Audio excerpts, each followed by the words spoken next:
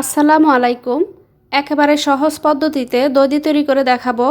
যারা দধি বসালে বারবার ব্যর্থ হন, দধি বসালে ঠিকমতো বসে না, আজকের রেসিপিটি যদি আপনারা ফলো করেন তাহলে আপনারা ইনশাল্লাহ 100% পারফেক্টভাবে দধি তৈরি করে নিতে পারবেন।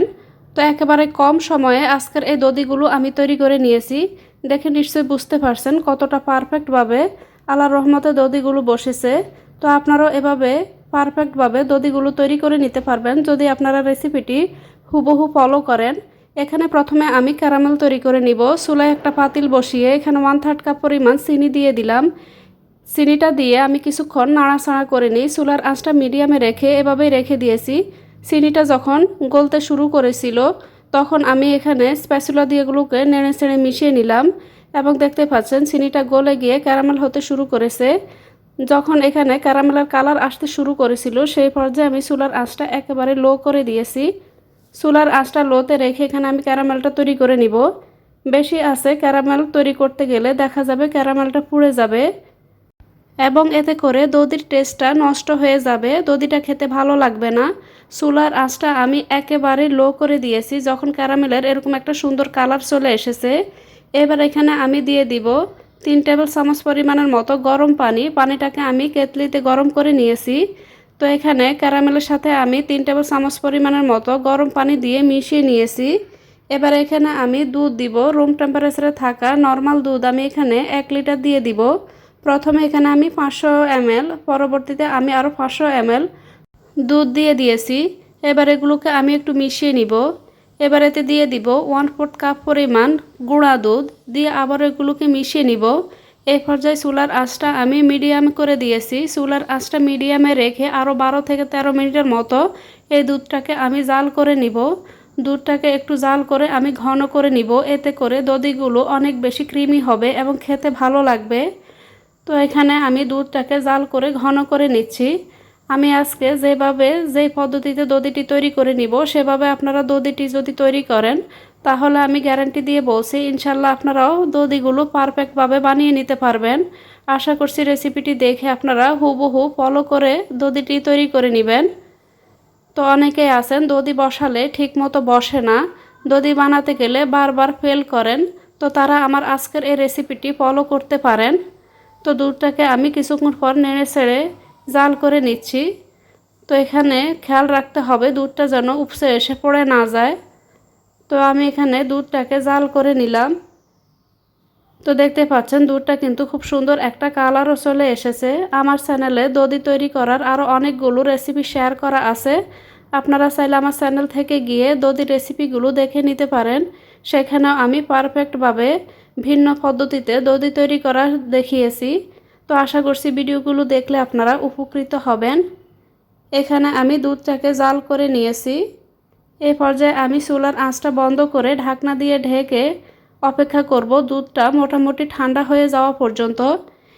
এখানে আমি 1 কাপের 4 ভাগের 3 ভাগ পর্যন্ত টক দই নিয়েছি। তো টক দইটা থেকে আমি খুব ভালোভাবে পানিটাকে ঝরিয়ে নিয়েছি। এরকম একটা স্ট্রেনারে আমি প্রায় আধা ঘন্টার মতো এই দধিটাকে রেখে দিয়েছি। এতে করে খুব ভালোভাবে কিন্তু এখান থেকে পানিটা ঝরে গিয়েছে। তো অবশ্যই টক দই থেকে খুব ভালোভাবে পানিটাকে ঝরিয়ে নিতে হবে। এখানে আমি দুধটাকে মোটামুটি ঠান্ডা করে নিয়েছি। এবার এই দুধের সাথে আমি টক দইটা দিয়ে খুব ভালোভাবে মিশিয়ে নিব। দুধের টেম্পারেচারটা এমন হতে হবে যেন আপনারা আঙ্গুলটা অনেকক্ষণ চুবিয়ে রাখলেও আঙ্গুলে খুব বেশি গরম অনুভূত হবে না। এরকম মোটামুটি ঠান্ডা করে নিতে হবে, হালকা উষ্ণ গরম থাকবে। তো এখানে টক দইটা দিয়ে খুব ভালোভাবে আমি মিশিয়ে নিয়েছি। তো আজকের এই রেসিপিগুলো করার জন্য এখানে আমি ছোট ছোট এরকম কাপ নিয়েছি। আপনারা চাইলে চায়ের কাপেও কিন্তু দধিটা বসাতে পারেন। যাদের হাতের কাছে এরকম ছোট বক্স থাকবে না তারা খুব সহজে ছোট বাটিতে কিংবা চায়ের কাপও দধিগুলো বসাতে পারেন। তো এখানে আমি এরকম ছোট বাটিগুলোতে দধির মিশ্রণটাকে নিয়ে নিব। আপনারা চাইলে দধিটাকে ছোট বাটিতে না বসিয়ে বড় বাটিতে কিংবা বক্সে নিয়েও কিন্তু দধিটাকে বসাতে পারেন। সেই ক্ষেত্রে আপনাদের সময়টা একটু বেশি লাগবে। ছোট পাত্রে যদি দধি বসান সেক্ষেত্রে দধি বানাতে খুব কম সময় লাগে।